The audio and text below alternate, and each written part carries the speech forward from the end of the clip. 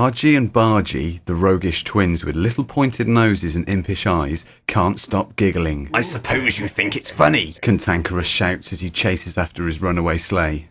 You'll have to run quicker than that. Argy shouts. Oh, you'll never catch it. Bargy confirms. Cantankerous stops and hurls a snowball at the mischievous twins. Ah, missed. Argy laughs. Better luck next time. Bargy grins. Empty, the tall thin one, and Full, the short fat one, are building a snowman near the workshop door. Has anyone got a carrot I could use for his nose? Empty asks. That isn't the sort of thing I'll carry around with me. Argy replies. I got a cauliflower you can use for its ear, Says Bargy, laughing. I can see the Rainbow Express. Cantankerous shouts, still breathless after his runaway sleigh chase. Yes, so can I. It's difficult to miss Beetroot's blazing red coat at the head of the train. Delightful admires their brilliant colours. They're a few minutes late, which is very, very unusual. Cantankerous checks his watch. I hope that they've had a safe journey. Delightful is concerned. The train slows down and pulls in alongside the workshop. Good morning, Santa. Good morning, Santa. The Dinkybets shout. Good morning, my bendy sticks. I'm sorry to keep you all waiting in the cold. Says Santa. Do you mean the Dinkybets? Oh, Delightful smiles. I'm always mixing up my words. Santa chuckles. Is everything all right? Delightful inquires.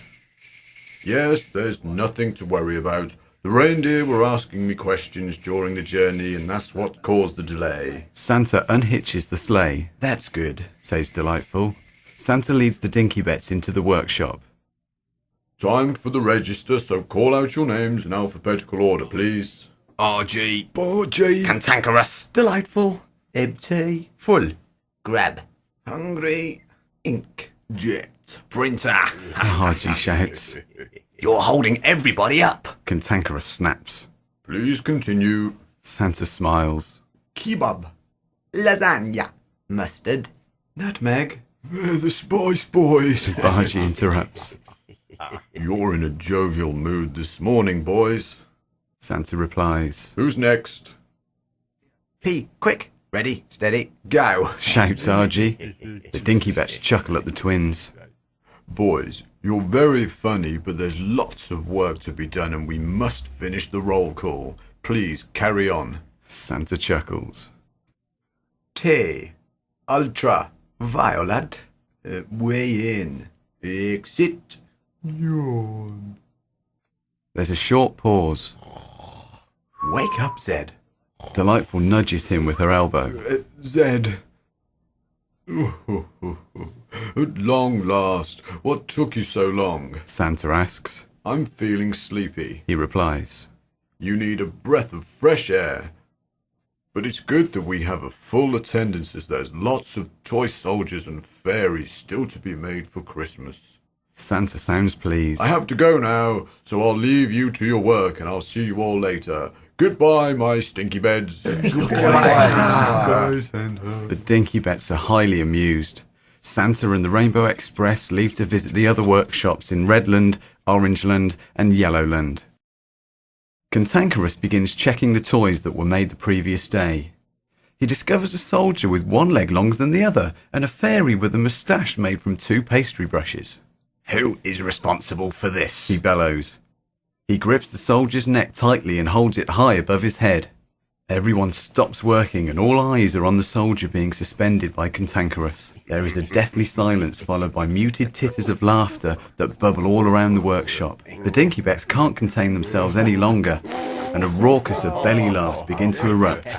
They become uncontrollable as they wobble at the knees and fall over with laughter.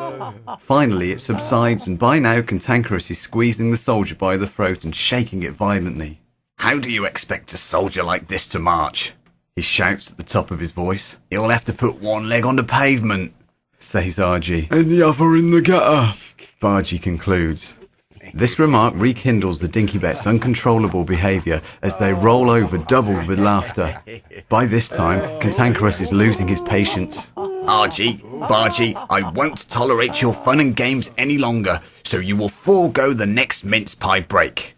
His eyes move across the workshop. Who is responsible for this soldier? I am, answers Oh Dear. I'm supposed to use washing up liquid bottles for the arms and fizzy lemonade bottles for the legs, but I think I've mixed up one of those legs. You have. Cantankerous snaps. This soldier has got 3 arms and 1 leg. Cantankerous hands it over and asks him to replace the short leg. Did you also put the moustache on the fairy instead of a soldier? No, I didn't, no. Then who did?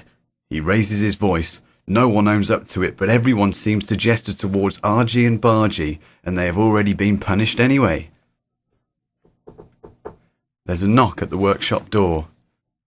Will somebody answer it? Cantankerous barks. Yes, I will. It's probably Trevor Trash. Come along, Empty, and bring the empty sacks with you. Fool dashes across the workshop and greets the visitor. Hello, Trevor. Are there many sacks this week? Empty hands him the empty ones. Aye, there's more than usual. It seems that everyone is clearing out the rubbish before Christmas. Can I have your signature, please, before I hand them over? Full signs for the full sacks of waste. Thanks very much, and have a very happy Christmas. Trevor Trash dashes and waves goodbye. And Yes. the same to you, And to you, yes. mate. Yes. Can someone give us an helping hand? Empty asks. The Dinkybets race to the door and carry the sacks into the workshop. Oh, this one's a bit whiffy. Argy screws up his face in disgust. What's in it? Bargy shouts. It smells like rotten yogurt. Argy pinches his nostrils together. The Dinkybets sift through the sacks of waste to find suitable materials and objects for their environmentally friendly toys. There is an egg box that can be cut up to make a dozen noses, cardboard tubes from kitchen rolls, silver foil and cling film, all of which can be used to make arms and legs. There are fromage frais and yoghurt pots that can be transformed into hands and feet, shoe boxes, biscuit tins and cushions that can be used to make the torso. There are paper plates for faces, bottle tops, buttons and marbles for eyes, cream soda and fizzy lemonade bottles that can be used to make legs. At the bottom of Lasagna's sack is a parcel wrapped in rainbow-coloured paper and tied with golden ribbon. Delightful, look at this. Lasagna passes it to her. It looks rather special. Yes, it does. Delightful carries it over to the workbench and unties the ribbon very carefully. She peels back the wrapping paper to discover the most beautiful gown she has ever seen. The Dinkybets look in amazement. They unfold it on the workbench to reveal a red and orange lace collar, with matching cuffs and a blue, indigo and violet striped velvet bodice. The sleeves and the rest of the dress are made from the finest yellow silk and green satin. Who could throw away such a beautiful dress? Delightful is bemused. It must be someone really important. This will make the most majestic fairy's dress and a truly dashing soldier's uniform, Delightful enthuses. We must unpick the stitching very carefully. The Dinkybets remove the stitching and unfurl the luxurious materials over the workbenches. Do you think that blue, indigo and violet striped velvet bodice could be used for the soldier's uniform? Delightful asks. Oh yes, they whisper, nodding with approval. The red and orange lace, along with the fine yellow silk and green satin, could be made into the beautiful fairy's dress. Delightful runs her hands over the beautiful fabrics. Does anyone have a suggestion on how the golden ribbon can be used? I do, says Kebab. It could be used to cover her wand. What an imaginative idea. That would really add the finishing touch. There's excitement in Delightful's voice. The Dinkybets set to work on the uniform and the dress under Delightful's guidance. Please take extra care when cutting the materials, she directs them. They work diligently for several hours, measuring, cutting and sewing, and then finally ironing the finishing garments. The soldier looks so dapper in his matching velvet trousers, tunic and helmet. Lasagna admires him. Yes, he does, Delightful agrees. He does look very, very important, so perhaps we should give him a name. Yes, he deserves to have a name. Something that is high-ranking. What about Major? Kebab asks. Major Eye Jump. That's high-ranking. Argy jokes. I think that is a little too long, Lasagna responds. We could name him Major Little Too Long Jump. Argy chuckles. Or Major Op Step and a Jump. His twin offers. Well, he has got an air of authority about him. I'm sure he would make a regiment jump to attention, so why not call him Major Jump? Delightful smiles. Yes, that name really suits him, Kebab replies. It would be nice to give him a fairy a name too. Yes, it would. Delightful stands her next to Major Jump. She is so exquisite, and she looks quite magical. Lasagna adjusts her golden wand. Because she looks so magical, perhaps we could call her, Crystal Ball. Argy grins. Actually, that isn't such a funny name if we just called her Crystal, Delightful replies. What a lovely name, Kebab agrees. That's settled then. Major Jump and Crystal. Delightful sounds very pleased. Can someone help me to carry them? She asks. I can, Argy offers. Me too, Says Bargy. The twins place the Major and Crystal very carefully on the shelves. It is time for tea and a mince pie break. Tea blows the whistle. At long last, I am empty, says Full. You are full? Says Empty. I'm empty and full, says Full. I'm empty and empty, Says Empty. When you've eaten your mince pies, you will be full and empty, says Full. and you'll be full and full, Says Empty. I'm hungry, says Grub. You're Grub, Says Hungry.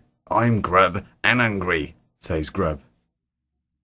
I'm hungry and empty, Says Hungry. I'm hungry and empty, Says Empty.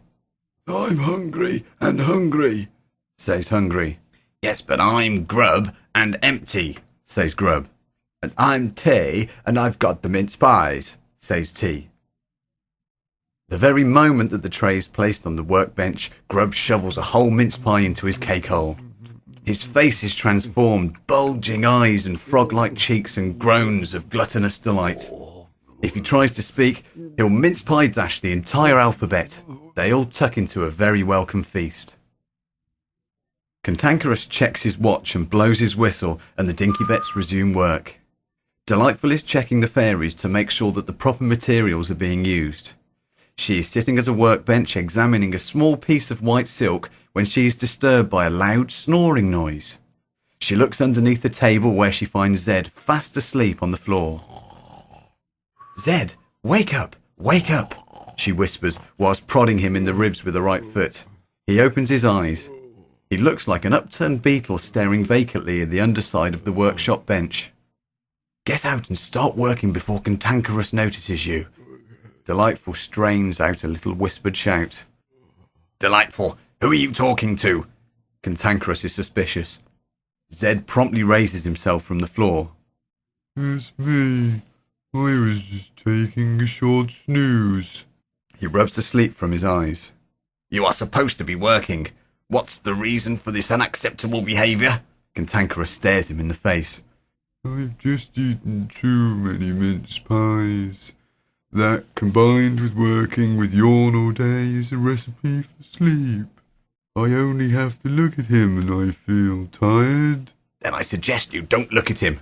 Just get on with your work. If this happens again, I'll have no alternative but to send you outside into the freezing cold air for 10 minutes. That'll certainly waken you up. Zed promptly begins his duties. Delightful. Thanks for trying to warn me, Zed whispers. Cantankerous, may I go to the loo? P inquires. Oh, P, if you must, but be quick. There's only 10 minutes before we go home, Snaps Cantankerous. Thanks. He runs out of the workshop virtually cross-legged.